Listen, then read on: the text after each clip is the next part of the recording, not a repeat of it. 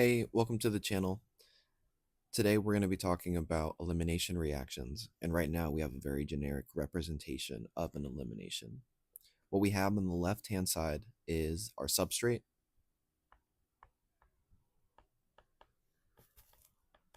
and what we have on the right-hand side is our product, which is going to be an alkene. So the groups that get eliminated from the substrate are going to be the hydrogen and the leaving group. The position for the leaving group is going to be referred to as the alpha position. So that is our alpha position there. And then the hydrogen that is eliminated with the leaving group is always going to come from a beta position. And the beta position for our substrate here is going to be adjacent to the alpha position. Those two groups are going to leave. They're going to get eliminated from the substrate, and then that is going to allow the formation of the alkene. So we then have a pi bond forming between the alpha carbon and the beta carbon within the substrate. The reason why this type of elimination that we're going to see today is considered an E2 elimination is because of the rate law. So the rate for E2 is the constant multiplied by the concentration of the substrate multiplied by the concentration of the base. Each one of these is a first order substance. So in order to get the overall rate for the reactions, that is what adds up to 2, and so it is a bimolecular reaction. If we double the concentration of the substrate, we'll see a double in the rate. If we double the concentration of the base, that is also going to represent a doubling of the rate. When we think about what is going to perform the elimination on the substrate, we're going to have to think about acid-base reactions. So the leaving group is going to leave on its own. It's going to be able to break off from the alpha carbon, but something's going to have to come and take the hydrogen from the beta position. Things that are really good at taking hydrogens are considered bases. So our bases in these elimination reactions are going to consist mostly of oxides. So really quickly, we have ethyl oxide, we have methoxide, we can have things like water. These are going to be really common ones. So for the rest of this video, we're going to actually consider these types of bases to be small bases. Just because of their relative size, all of these bases, they have relatively small electron clouds. Because then if we were to compare these to larger bases that can participate,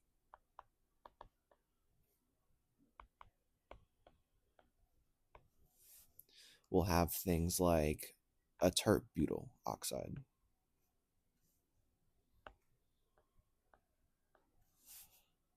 Even just comparing this T-butyl oxide to the other 3 bases that we have, there is a significant difference in size. We can also have things like triethylamine.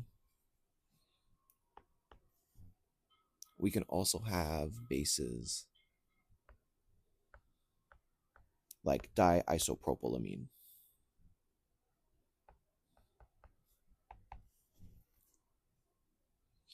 So all of these bases, all of what they have in common is a lone pair. These lone pairs on each of them, so I drew them on the nitrogens, even the oxygens, they're also going to have lone pairs.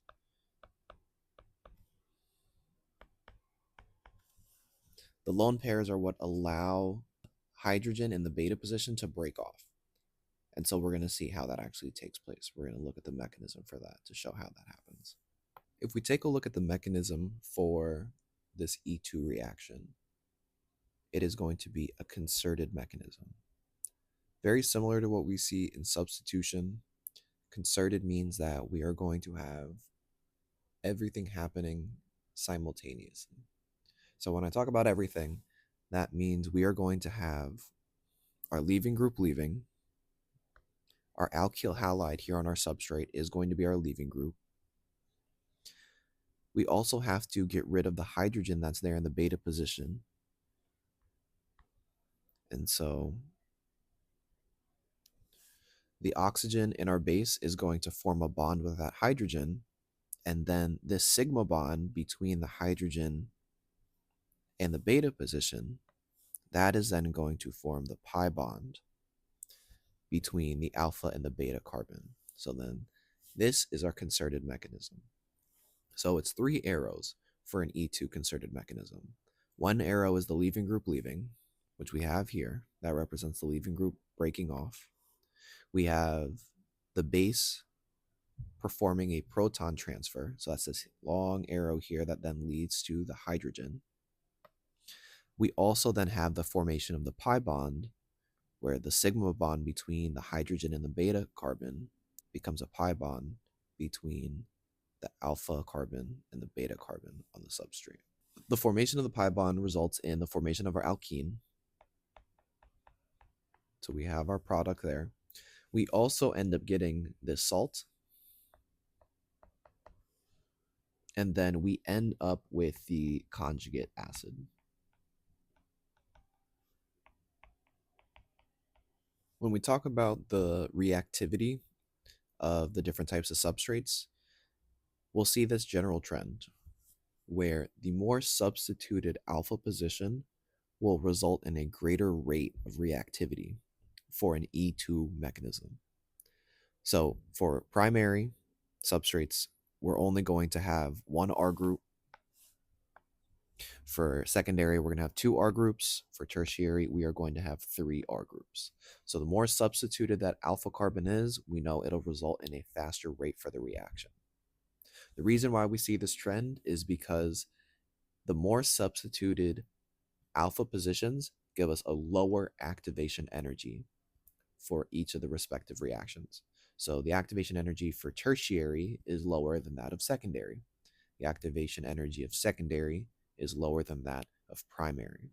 So because these more substituted substrates give us a lower activation energy, that'll result in a faster rate. So for E2, we are always going to see the tertiary alpha position having the fastest rate, giving us the greatest concentration of our product. The next thing we have to consider when we're looking at E2 reactions is the regioselectivity. When we think about the type of base that is being used, that is what determines the regioselectivity or the regiochemistry of our product. So we have 3 beta positions on the substrate. Out of these 3 beta positions, only 2 of them are considered unique. Beta 1 is a CH2, but beta 2 and beta 3 are both CH3s. Because they're both CH3s, they are not necessarily going to be different from each other in terms of the formation of a product. So even though there are 3 beta positions, really only 2 of them are going to yield different products. These products are not going to form in equal concentrations. In order to determine which product is going to be more abundant, which one will be our major product, we have to look at our base. Our base here is considered a small base. Small bases are really good at getting at a more substituted beta position. Beta 1 is a secondary beta position. Beta 2 is a primary beta position. Small bases, again, go for a more substituted location. So that means that this base here, our ethoxide, is going to predominantly go after the beta 1 position for the substrate. The alkene that forms between the alpha carbon and the beta 1 carbon is going to be considered the major product. Small bases will yield a more substituted alkene. If we count the number of positions that are coming off of the alkene, we have these three. So we would say that this is tri-substituted. If we count the number of positions that come off of our minor product, the one that is going to be less abundant, we only get 2 R groups. So then this one is going to be di-substituted. Instead of always having to count whether it's tri-substituted or di-substituted, the more substituted product we're going to call the Zaitsev product. The less substituted product is going to be considered the Hofmann product. More substituted is going to yield Zaitsev. Less substituted is going to yield Hofmann. That is how we differentiate between these two. Zaitsev is not always going to be the major product for every elimination. The only reason why Zaitsev is a major product here is because of the type of base that was used. Because we used a small base, we went after the more substituted beta position, so that gave us a more substituted alkene. So Zaitsev is major for small bases. If we're now looking at a different type of base, one of the bases from our big base list, big bases are going to have a lot of steric hindrance when they're going for a more substituted beta position. Their electron cloud is too large in order to go after a carbon that also has a larger electron cloud. So our big bases are going to go after less substituted beta positions. So comparing beta 1 and beta 2, beta 1 is the less substituted beta position. So our big base will go after one of the hydrogens in the beta 2 position. Because that will happen more often, we are going to yield the Hofmann product. So that means the less substituted alkene will be considered the major product for a big base, meaning that Zaitsev for a big base is going to be considered the minor product. It's the same reasoning. If you have more groups coming off of your beta position, you are considered a higher degree of substitution, so you will be Zaitsev. If you have less groups coming off of your beta position, if you are less substituted, you will be considered Hofmann. It all comes down to the base that'll determine which product is going to be considered major versus minor. Big bases yield Hofmann as the major product. Small bases yield Zaitsev as the major product. We still get both products from these reactions. They are just in different quantities. If we look at our example here, we have our substrate and a small base. If we take a look at the beta positions for our substrate, these beta positions are identical. They're both CH2s. That means that regiochemistry is not going to be an issue. So no matter which of these two beta positions we select, we're going to get the same product. However, something that we also have to consider outside of regiochemistry is going to be stereochemistry. So the specific type of stereochemistry that we're going to look at for this example is going to be stereoselectivity. That means that based on the number of hydrogens in the beta positions, because there are 2 hydrogens that are here, either one of these hydrogens can be taken away from that beta position. That will result in the formation of 2 different stereoisomers as products. The 2 different types of stereoisomers that we're going to get for these alkenes is going to be cis and trans. We have our trans product on the left, and then we have our cis product on the right.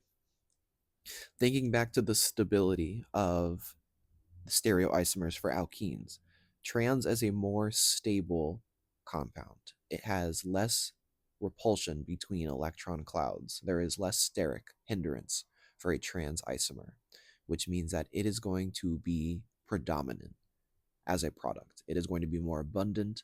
We are going to have a greater concentration of it. So it will be considered the major product here. Cis isomers do have steric hindrance because of the location and the proximity of these electron clouds, which means that is going to be less stable. So it is going to form less frequently, and it is going to be considered the minor product. When we talk about stereoselectivity, that means that if you have two hydrogens in the beta position, you can get a cis and trans isomer as your products. When we think about alpha and beta positions that are chiral centers, we then have to consider the stereospecific products.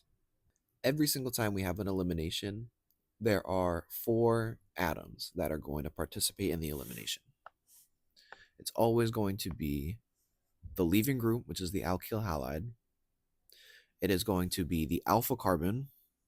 It is going to be the beta carbon, and then the hydrogen in the beta position. Without these 4, we are not going to have an elimination take place. In order for the pi bond to form, we have to have the overlapping of p orbitals. The easiest way for these p orbitals to overlap is if these 4 atoms are in a coplanar arrangement. Coplanar is when you have all 4 atoms in the same relative plane. So it doesn't matter if they're in the same x plane, the same y plane, or the same z plane.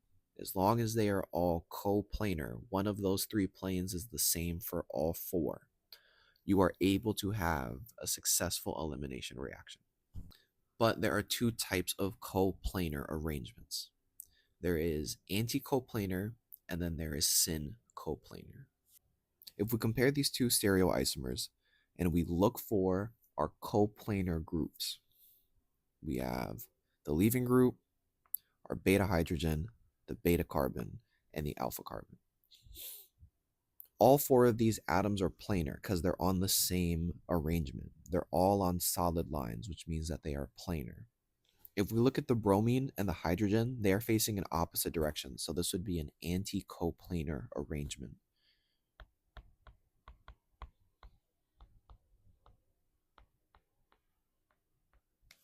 If we look at our other stereoisomer and we look at the same groups,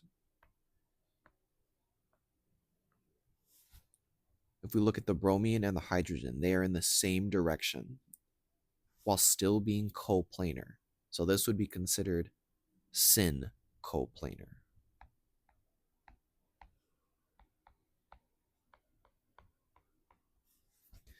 If we look at the Newman projections for each of these stereoisomers, we can see that while they are coplanar, we get the staggered Newman projection for the anticoplanar, and we get the eclipsed Newman projection for the syn coplanar. Staggered is far more stable than the eclipsed Newman projection. That means the anticoplanar arrangement is going to optimize the elimination mechanism for E2. So whenever we are looking at a substrate that has only one hydrogen in the beta position, we have to make sure that that hydrogen is in an anti-coplanar position so that we can minimize repulsion, so that we can optimize the reaction. So when our structure undergoes an elimination, we have to make sure that the leaving group and the hydrogen in the beta position are the ones that break off. So that means when we redraw the Newman projection that represents the substrate after the elimination, so when we draw this Newman projection, we can see that the isopropyl and the T-butyl end up on the same side. The ethyl and the hydrogen also end up on the same side. When we convert this to the bond line structure, this is the product that we are going to get. Because we are looking at a stereospecific outcome, based on the anti-coplanar arrangement, we get the staggered Newman projection for the alkyl halide and the beta hydrogen.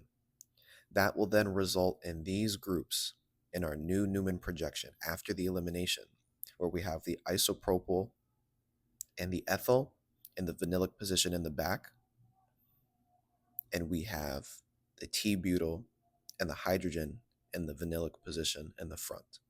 If we look at the stereochemistry, what type of stereoisomer we have for this product, it is going to give us a cis configuration.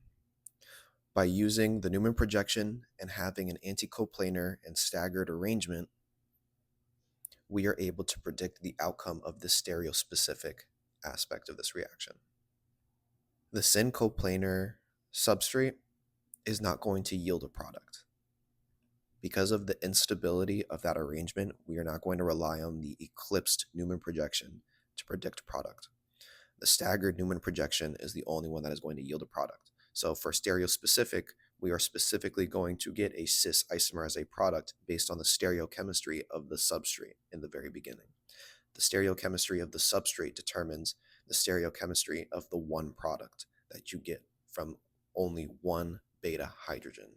When we look at a summary of what we talked about in this video for E2, we know that the rate law is found from a first order substrate and a first order base, leading to a second order reaction for this elimination. The reactivity of the substrate is determined by a higher degree of substitution. The more R groups that come off of the alpha carbon, the more reactive it is going to be. When we think about regiochemistry, small bases will yield Zaitsev as the major product. Big bases will yield Hoffman as the major product. Zaitsev is the more substituted alkene, while Hoffman is the less substituted alkene. When we think about the stereoselective aspect of E2, if there are two beta hydrogens, then you are going to yield a cis and a trans isomer. The trans isomer will be major if there are two beta hydrogens for that elimination. The last part is going to be stereospecificity. If there's only one beta hydrogen, that means you are only going to get one product. There is not going to be another one. That one product is always determined from having an anti-coplanar arrangement and a staggered Newman projection.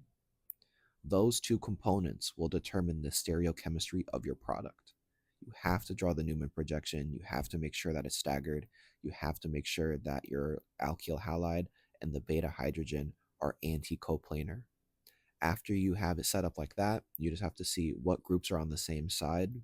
That'll determine whether it is a cis or trans product, but you only ever get one product from a stereospecific reaction.